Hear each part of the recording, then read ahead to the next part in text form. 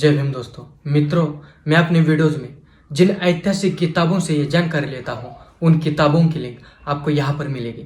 यहाँ पर क्लिक करके आप सीधे फ्लिपकार्ट और मिंत्रा से इन किताबों को देश के किसी भी कोने में मंगवा सकते हैं, वो भी डिस्काउंट में। तो तुरंत क्लिक करें और आने वाला साल 2025 का बुद्धिस्ट कैलेंडर भी आप देश के किसी भी कोने में मंगवा सकते हो। तो देर किस बात की है, जरूर क्लिक करें और बाय करें। तो भारत में क्रिकेट को कुछ लोग धर्म और खिलाड़ी को देवता तक कहते हैं, फिर भी पालवनकर बाळू के बारे में बहुत कम लोग जानते हैं। भारतीय क्रिकेट के पहले सुपरस्टार क्रिकेटर बाळू को आखिर क्यों भुला दिया गया, इसके लिए क्रिकेट की राजनीति और समाजशास्त्र को समझना होगा और उसके जातिवाद चरित्र को भी जानना होगा। बाळू पालवनकर का जन्म 1876 में वर्तमान कर्नाटक के धारवाड़ में दलित परिवार में हुआ था। दलित होने की वजह से उन्हें बहुत संघर्ष और यातनाएं झेलनी पड़ी। रामचंद्र गुहा ने अपनी किताब a corner of foreign field में पालवनकर बाळू की जिंदगी पर विस्तार से लिखा है।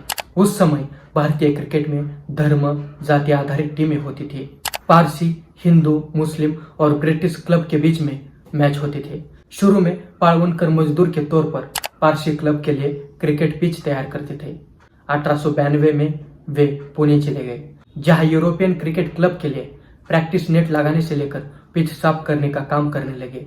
इसी दौरान यूरोपियन बल्लेबाज मिस्टर ट्रॉस और ग्रेग ने पालवनकर को नेट में गेंदबाजी करने के लिए प्रेरित किया।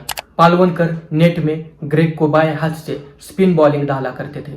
मराठी इतिहासकार सदानंद मोरे का मानना है कि उस समय हिंदू टीम अंग्रेजों की तुलना में काफी कमजोर थी, लेकिन पालवनकर को टीम में रखने के बाद वे अंग्रेजों की बराबरी में आ गए। 1906 में पालवनकर की शानदार स्पिन बॉलिंग के दम पर पहली बार हिंदुओं की टीम हिंदू जिमखाना अंग्रेजों को हरा पाई। दलित होने की वजह से क्रिकेट टीम में भी पालवनकर के साथ छुआछूत भेदभाव हुआ। उन्हें अलग खाना पानी मिलता, उन्हें कप्तान नहीं बना दिया गया। रामचंद्र गुहा का मानना है कि भारतीय क्रिकेट का पहला महान और सुपरस्टार क्रिकेटर सिक्के नायडू नहीं बल्कि पालवनकर थे, लेकिन दलित होने की वजह से उन्हें भुला दिया गया। उस समय प्रथम श्रेणी के ही मैच होते थे। पालवनकर ने प्रथम श्रेणी के 33 मैचों में 15 के औसत से 179 विकेट लिए। इसमें 17 बार 5 विकेट थी। क्रिकेट लेखक बोरिया मुजुमदार और शशि थरूर भी पालवनकर को अपने समय का बेस्ट स्पिनर मानते हैं। पालवनकर निचले क्रम में उपयोगी बल्लेबाजी भी करते थे। भारत में क्रिकेट का पितामह राजा रणजीत सिंह को माना जाता है, पालवनकर को नहीं। रणजीत सिंह के नाम 1934 में रणजी ट्रॉफी शुरू हुई। ये भारत का सबसे प्रतिष्ठित घरेलू क्रिकेट टूर्नामेंट है, लेकिन रणजीत सिंह ने तो किसी भारतीय क्लब के लिए खेला भी नहीं। उन्होंने 15 अंतरराष्ट्रीय टेस्ट मैच इंग्लैंड के लिए खेले। प्रथम श्रेणी के सारे मैच इंग्लैंड में कैम्ब्रिज और ससेक्स क्लब के लिए खेले। इसके अलावा रंजीत प्रथम विश्व युद्ध में कर्नल पद पर अंग्रेजों के लिए सेवा दे रहे थे। इसके विपरीत पालवनकर ने भारतीय क्लब के लिए अंग्रेजों के खिलाफ खेला। 1905 में जब बंगाल विभाजन के विरोध में राष्ट्रवादी भावनाएं चरम पर थी, उसके एक वर्ष बाद 1906 में एक भारतीय क्लब हिंदू जिमखाना ने पालवनकर की शानदार गेंदबाजी के दम पर पहली बार ब्रिटिश क्लब के खिलाफ जीत दर्ज की। यह फाइनल मैच था। इस जीत को राष्ट्रीय स्तर पर सेलिब्रेट किया गया। 1911 में भारत के कई क्लबों को मिलाकर एक टीम बनी जो खेलने इंग्लैंड गई। ये टीम 10 मैच हारी और मात्र 2 जीती, लेकिन पालवनकर ने निजी तौर पर शानदार प्रदर्शन किया था। उन्होंने 114 विकेट लिए और 376 रन भी बनाए।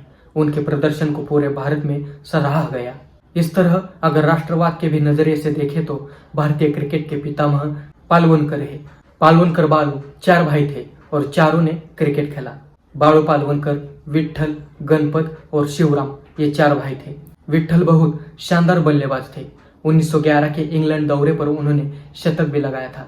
विजय मर्चेंट जैसे क्रिकेटर विठ्ठल को अपना हीरो मानते हैं। 1923 में विठ्ठल हिंदुओं की टीम के कप्तान बनने वाले पहले दलित थे। ये उनके लंबे संघर्ष का नतीजा था, क्योंकि उस समय टीम के कप्तान उच्च जाति के खिलाड़ी हुआ करते थे। छुआछूत भेदभाव से संघर्ष कर दोनों भाई बुलंदियों पर पहुंचे, लेकिन इन दोनों नायकों को जानबूझकर गुमनामी के अंधेरे में डाल दिया गया। पहला व्यक्तिगत स्पर्धा मेडल जीतने वाले के.डी. जाधव को भी उपेक्षा का शिकार होना पड़ा। जाधव दलित थे। 1952 ओलंपिक में कुश्ती प्रतियोगिता में कांस्य पदक जीता था। मित्रों, वीडियो कैसा लगा कमेंट करके जरूर बताना। चैनल को अभी तक सब्सक्राइब नहीं किया है तो जरूर सब्सक्राइब करें। ज्वाइन बटन और थैंक्स बटन के जरिए आप इस चैनल के सदस्य बन सकते हैं। चलो मिलते हैं अगले वीडियो में। जय भीम।